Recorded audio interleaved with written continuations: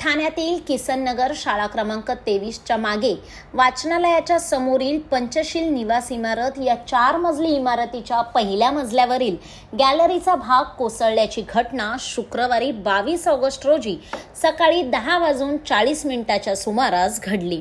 पंचशील निवास इमारत ही 35 ते 40 वर्षे जुनी इमारत असून या इमारतीमध्ये 60 ते 70 रहिवासी राहत होते। मात्र या दुर्घटनेत सुदैवाने कोणतीही जीवितहानी झालेली नाही। तसेच इमारत C2A म्हणजेच इमारत रिकामी करून संरचनात्मक दुरुस्ती करणे या वर्गवारीत येणारी असून दरम्यान घटनास्थळी संपूर्ण इमारत रिकामी करण्यात आली असून ठाणे महानगरपालिका शाळा क्रमांक 23 येथे रहिवाशांना तात्पुरत्या स्वरूपात राहण्याची व्यवस्था करण्यात आली असून सुरक्षेच्या दृष्टीने संपूर्ण इमारत रिकामी करण्यात आली असून धोकापट्टी बांधण्यात आली आहे। तसेच सहाय्यक आयुक्त सार्वजनिक बांधकाम विभाग अतिक्रमण विभाग वागळे इस्टेट प्रभाग समिती यांच्या मार्फत पुढील कार्यवाही करण्यात येणार आहे। यावेळी लोकप्रतिनिधी माजी नगरसेवक राम रेपाळे, माजी नगरसेवक प्रकाश शिंदे, माजी नगरसेवक योगेश जानकर, माजी नगरसेवक शैलेश शिंदे, सहाय्यक आयुक्त सोनावणे, श्रीनगर पोलीस स्टेशनचे वरिष्ठ पोलीस निरीक्षक फडतरे, आपत्ती व्यवस्थापन अधिकारी यासिन तडवी, आपत्ती व्यवस्थापन कक्षाचे कर्मचारी, उपअभियंता सार्वजनिक बांधकाम विभाग वागळे इस्टेट प्रभाग समिती, अग्निशमन दलाचे जवान, अतिक्रमण विभागाचे कर्मचारी वागळे इस्टेट प्रभाग समिती, महावितरणचे कर्मचारी उपस्थित होते। मध्ये आपल्याला माहिती आहे की सगळ्या 30-35 वर्ष जुन्या इमारती आहेत आणि आपली साईराजची दुर्घटना समोरच साईराज बिल्डिंग आहे। ती दुर्घटना घडल्यानंतर शिंदे साहेबांनी एवढ्या मोठ्या प्रमाणात आंदोलन उभा करून हे क्लस्टरचं निर्माण मंजूर करून घेतलेलं आहे आणि म्हणून पाऊस आला की आम्हा लोकप्रतिनिधींच्या हाती नेहमी धक्का पडतो की रात्री बेरात्री फोन आल्यानंतर तिथे दुर्घटना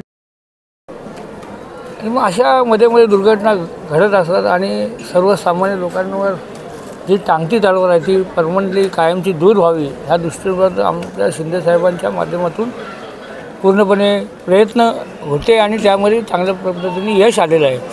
आपण बघताय की आता क्लस्टरच्या इमारती 30-35 वर्ष माळ्याचं काम झालं आहे। काही महिन्यामध्ये हे सगळं शिफ्टिंग सुरू होतील, परंतु दुर्दैवाने आज 10:30 वाजता पंचशील इमारतीची पॅराफिट वाल कोसळली आणि सुदैवाने कुठलीही जीवितहानी झालेली नाही आहे। परंतु नक्कीच सर्वसामान्य कुटुंबातील लोकांना पुन्हा एकदा खर्चाचा बोजा यांच्या अंगावर पडतो आहे हे बघितल्यानंतर आम्हालाही वाईट वाटतं आणि स्ट्रक्चरल ऑडिटचं काम आता सुरू झालेलं आहे आणि त्याचा रिपोर्ट उद्यापर्यंत येणं अपेक्षित आहे। आल्यानंतर रहिवाशांना कसा दिलासा द्यायचा त्या पद्धतीने सर्व लोकप्रतिनिधी नगरसेवक मंडळी आम्ही सगळे इथे थांबलेलो आहोत आणि लगेचच रिपेअरिंगचं काम सुरू होईल आणि सुदैवाने कुठेही इमारत आता सध्या तरी दिसत नाही आहे ती इमारत तोडावी लागेल अशी। पाहिलं तर आजूबाजूला देखील काही इमारती आहेत त्यांच्या नागरिकांचा महापालिकेच्या प्रशासनाच्या माध्यमातून सातत्याने पावसाळ्याच्या अगोदर आपण नोटीस देतात, परंतु सर्वसामान्य मध्यमवर्गीय कुटुंब त्यांना रिपेअरिंगचा बोजा सहन होत नाही आणि म्हणूनच मनात असूनसुद्धा इमारती रिपेअर होत नाही आहे।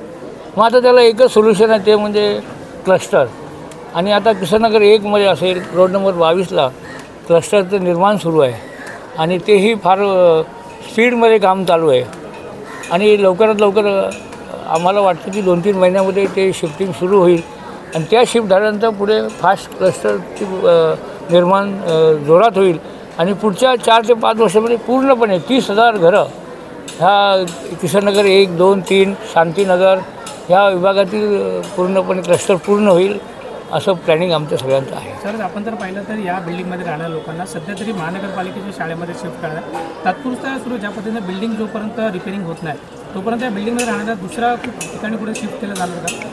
कसं आहे की 10:30 वाजता इमारतीचा काही भाग पॅराफिट वाल कोसळल्याचं आम्हाला माहिती पडल्यानंतर सगळेच नगरसेवक 4-5 नगरसेवक इथले लगेचच इथे हजर झाले आणि रहिवाशांना मदत करण्याचं काम सुरू झालं आहे। बाकी पक्षातील लोकंसुद्धा इथे येऊन त्यांना मदत करत आहेत, परंतु किसननगरमध्ये पहिल्यापासून अशी भावना आहे, कुठे काय झाल्यानंतर सर्व मिळून जे दुर्घटनाग्रस्त आहे त्यांना दिलासा देण्याचं काम करतो.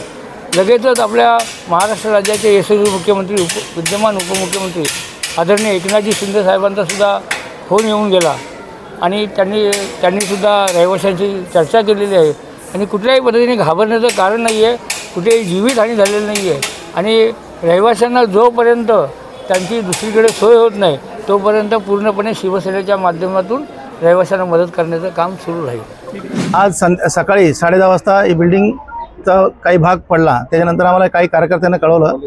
त्या तातडीने सगळे स्थानिक नगरसेवक व इतर पार्टीचे लोक आम्ही सगळे एकत्र जमलो आणि त्याच्यानंतर ते पहिले 27 जे घरं आहेत त्यांना खाली करण्याचं काम केलं आणि शाळेमध्ये त्यांना शिफ्ट केलेलं आहे. तर किशननगर परिसरामध्ये अशा अनेक घटना घडण्याची शक्यता आहे. पाऊस जोरात आहे. कशा प्रकारे आपण माननीय उपमुख्यमंत्र्यांशी संवाद महाराष्ट्राचे उपमुख्यमंत्री एकनाथजी शिंदे साहेबांच्या नेतृत्वाचा क्लस्टर विषय आहे. त्या माध्यमातून आपल्याला या 5 ते 6 महिन्यामध्ये सर्वांना घरं उपलब्ध होतील.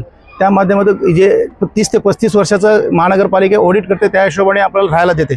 ऑडिट केल्यानंतरच आपल्याला राहण्यासाठी ते उपलब्ध करून देतात.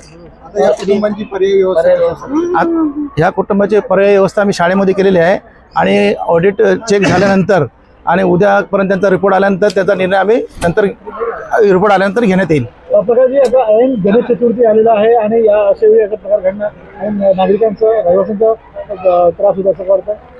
नाही, त्रास आम्हाला बी होतो. कसं बिल्डिंगचा एक भाग जर पडला तर पहिला आम्हाला भीती वाटते की बाबा असं पडायला नाही पाहिजे, कारण की आम्ही ते पावसाच्या याच्यामध्ये आम्ही सतर्क असतो. त्या माध्यमातून महानगरपालिका असो, आमचे कार्यकर्ते असो, त्या माध्यमातून त्यांना मदत केली जाते आणि त्या दृष्टिकोनात शाळेतून आम्हाला साहेबांच्या MMRD जे काही घरं आहेत त्याच्यातून आम्ही जर उपलब्ध करून देता येईल तर साहेबांशी बोलणं झालेलं आहे आणि ते आम्ही करण्यात देऊ. असं ज्या इमारतीच्या एकंदरीत दुरावस्था झाली असं लोकांना तुम्ही शिफ्ट करणार काय? कारण की अति ऑडिट रिपोर्ट येईल तेव्हा येईल, पण असं लोकांची ज्या कोणी पडल्या बिल्डिंगच्या मोठी दुर्घटना घडू ह्या किशननगर भागामध्ये अति धोकादायक बिल्डिंग ह्या 30 ते 35 वर्षापासून आहेत. त्या काही आम्ही त्यांना बोलून रिपेअरिंग करून घेतो. त्या माध्यमातून काही लोक येतात, माध्यमातून करून घेतात, पण काही धोकादायक आहेत तर आम्ही त्यांना खाली करायला लावतो आणि त्या हिशोबाने महानगरपालिकाचा बी रिपोर्ट येतो.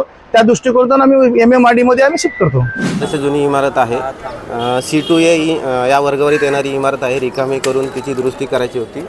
तसेच महापालिकेने सदरच्या इमारतीला नोटीसही दिली आहे. 10:30च्या सुमारास आपल्याला कॉल आला. घटनास्थळी पोहोचतात आपल्याला कळालं की एक पहिल्या मजल्यावरील गॅलरीचा जो काही स्लॅब आहे तो पडलेला आहे. घटनास्थळी आपण एक 70 ते लोकांना रेस्क्यू केलेला आहे. कोणालाही दुखापत नाही आहे. पुढील कार्यवाही महानगरपालिकेकडून चालू आहे. आजूबाजूला देखील इमारती आहेत, तिथे देखील लोक राहत आहेत, त्यांच्या सुरक्षेच्या प्रश्नाचा काय नाही? आपण सुरक्षेच्या दृष्टीने त्यांनाही तात्पुरत्या स्वरूपात इमारत खाली करायला आपण सांगितले. साधारण किती लोकांच्या जे आहेत इमारत खाली करायला सांगितलेले? त्या पुढील म्हणजे जे योग्य निर्णय आहे तो महापालिका घेत आहे. बांधकाम विभाग किंवा सहाय्यक आयुक्त लेवलला पुढील डिसिजन चालू आहे. या बिल्डिंगच्या लोकांना कुठे ठेवण्यात आलेलं आहे? तात्पुरत्या स्वरूपात शाळा क्रमांक महानगरपालिकेची शाळा क्रमांक 23 आहे, तिथे ठेवण्यात आलेले आहेत. म्हणजे या बिल्डिंगची पुढील प्रक्रिया कशी असेल? म्हणजे याला जमीनदोस्त करणार का नेमकं पुढे काय करणार? तो निर्णय महापालिकेचे सार्वजनिक बांधकाम विभाग किंवा हे लोक सर्व घेणार. माझं नाव आहे मामखेडे गावसाठी. सकाळी 9:30 पावणेच्या तिला कडे गेले बिल्डिंगच्या पंचशील निवास किशननगर नंबर 3 असं आहे. तर आम्ही आता 2ऱ्या माळ्यावरती आता ही 89 पासून आम्ही तिथे राहतो.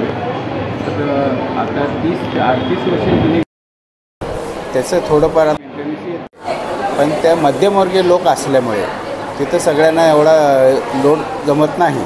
प्रत्येक वेळी 50,000 काढायचे 20,000 काढायचे असं होत नाही. त्याच्यामुळे बिल्डिंग आता एकदम डब घ्यायला आलेलं आहे. आतमध्ये काय राहिलेलंच नाही. आता ते स्ट्रक्चर करा म्हणतात, पण स्ट्रक्चर झाल्याच्या नंतर रिपोर्ट घ्यायला पाहिजेत. तर हे आता अगोदरच रिपेअरिंग करा असं म्हणतात. मग हे कसं होणार? त्याच्यामध्ये क्लस्टर योजना आहे, त्याच्यामध्ये आम्हाला द्या असं आमचं म्हणणं आहे. क्लस्टर योजनेमध्ये तुम्ही सामील व्हाल का? जर शासनाने तुमच्याकडे हां सामील होणार. सर्वे करून गेलेले आहे, क्लस्टरला झालेलं आहे. कधीही प्रश्न मार्गी लागत नाही. हां मार्गी लागत नाही. प्रशासनाकडे गेलो आम्ही, तिथे कोण दाद घेत नाही. स्थानिक नगरसेवक म्हणतात ते रिपेअरिंग करा.